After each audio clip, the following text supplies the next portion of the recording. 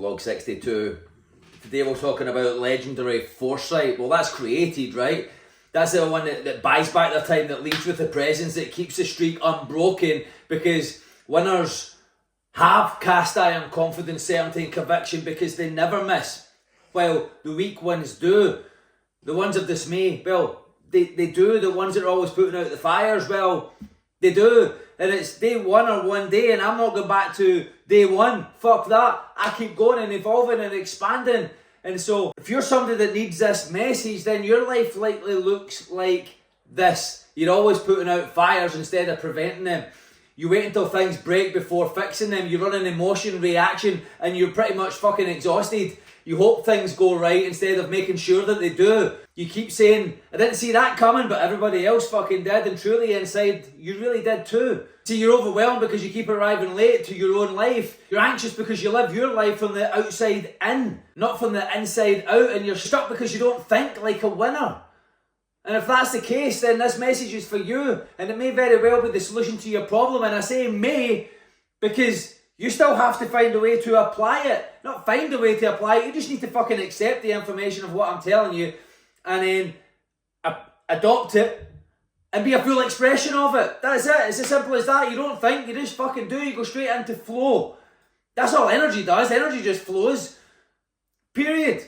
So let's be clear, winners don't win by accident. They win because they don't miss, they win because they never miss. What's the difference between first place and second place? Well, the one who got first place went all out, like really all out, and that win could have been a 0.1 of a second, 1 millisecond, it doesn't matter, they were prepared. What did Kobe Bryant do? He was prepared, he outperformed. Michael Jordan, he outperformed. Me when I was in the gym at my prime, I outperformed.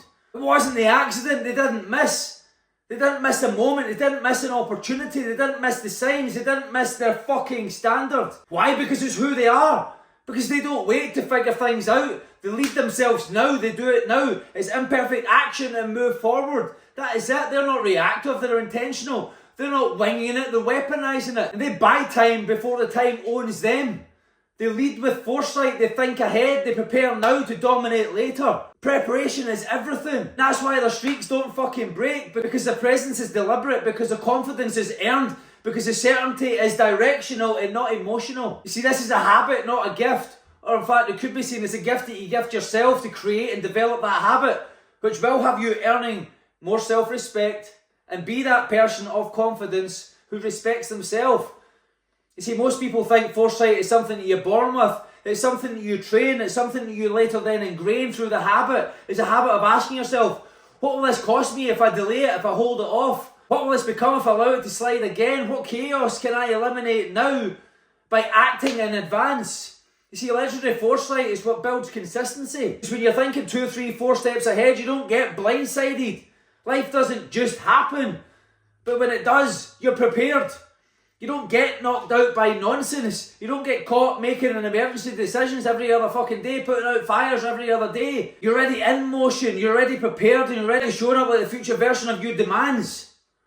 Like it's depending on you for its very existence, because it is. You see, you don't have a streak because you don't respect time. You delay, you defer, you react. You think time is ever going. Time is ever flowing and ever going, but it's going to run out. It's got a sell. You do have a sell-by date. And so you better be in flow, you better be in motion, because every moment you delay and refer it is, well, it's a choice not to have it, it's a choice not to be it. See, you use phrases like, I deal with it later, like it's a lullaby for mediocrity. But guess what? Later doesn't care about you, and neither does success. It just demands you to be a certain individual. One in that case is passive, and one in the other case is full out all aggression.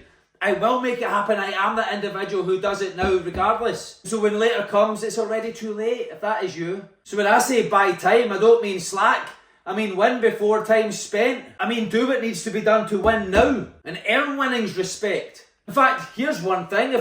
If your goal was a person and it had to follow you around at your back all day long, will you still be showing up the way that you're showing up right now?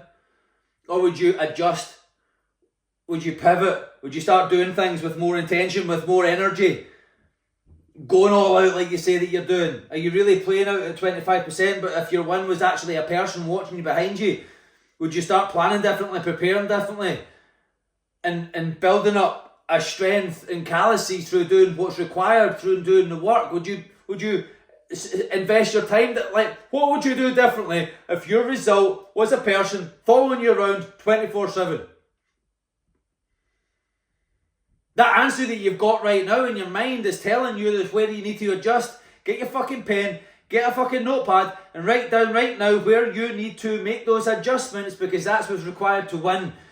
Because as for your goal being a person behind you, it's not, but it is watching you all the time. Your goal is demands, and your goal is watching if you make 100% of your decisions from what it demands, and if you're not, it goes to the next person. It doesn't care about you. It cares about its demands being met. And so if you see the win, if you see the result as needing the demands met, 100% of them, and you're not just meeting one of them, it goes to the next person because it couldn't care less about you, it cares about its demands, then what are you demanding about yourself? Is it from that, or is it not? Because if it's not, it's going to somebody else, and that's just then for you to stay broken, because of course life's easier. You see, that's what happens when you fortify yourself in advance. When you do what needs done now, you become that unshakable person that acts in full conscience congruent to that individual I just described. And that is how you build cast iron confidence. See, it's built by doing the thing. It's built by direction, not by hope. Confidence isn't found, it's forged. It's not found in some course, some bullshit, flaky fucking abundance course, confidence course. You can't find it there. It's not in there. It's within you. It's forged, it's created. Not in hype. It's forged in decisions of being that individual of worth that earns the pride, that earns the confidence. See, I'm not confident. You're talking about it in general terms, but then what is it you're not confident in? You're just not well practiced in that thing. And so when you lead your life with that foresight, your identity becomes undeniable, unshakable. You're not just hoping it works. You're engineering the results. You're reverse engineering the results. You're buying the wins early. You're stacking so much alignment ahead of time. You're not waiting for stars to align. You fucking align them. It's up to you to align the energy in that direction. With direction and purpose and intention. Even when the day punches you straight in the fucking face, you still don't miss.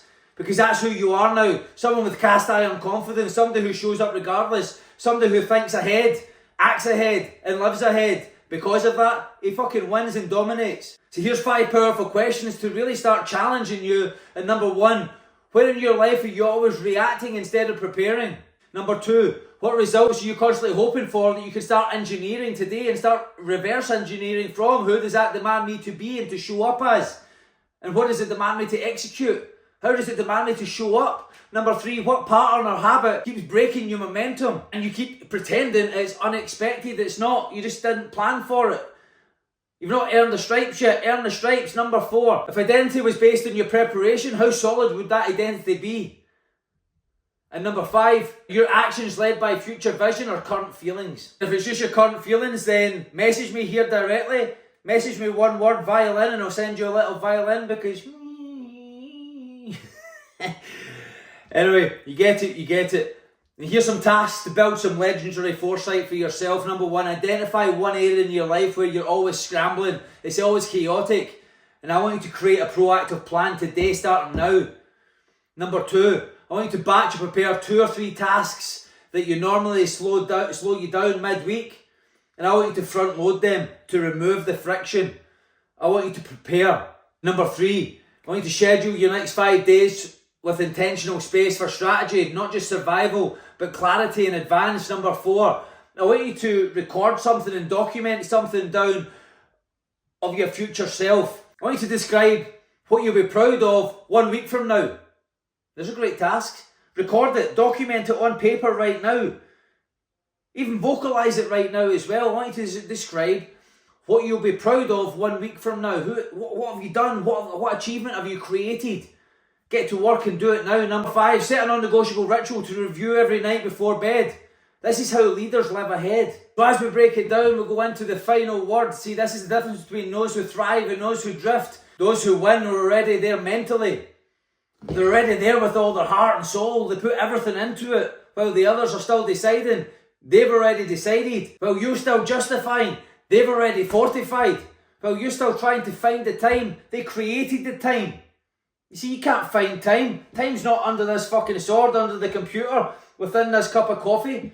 You create the time. You prioritise the time. You want something, we have our priorities. And that's what I mean by it. You space it out, you create the time. You really want it, you're going to make the time for it. If you don't want it, well, you've got to make an excuse.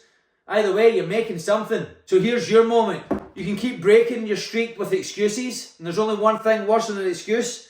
But that's a good excuse. Or you can keep it alive with foresight. You can keep reacting, or you can start directing, and you keep waiting, or you can just move with cast iron confidence, with unshakable certainty, with full force conviction, and never miss. Because the ones who miss are the ones who never planned to win in the first place.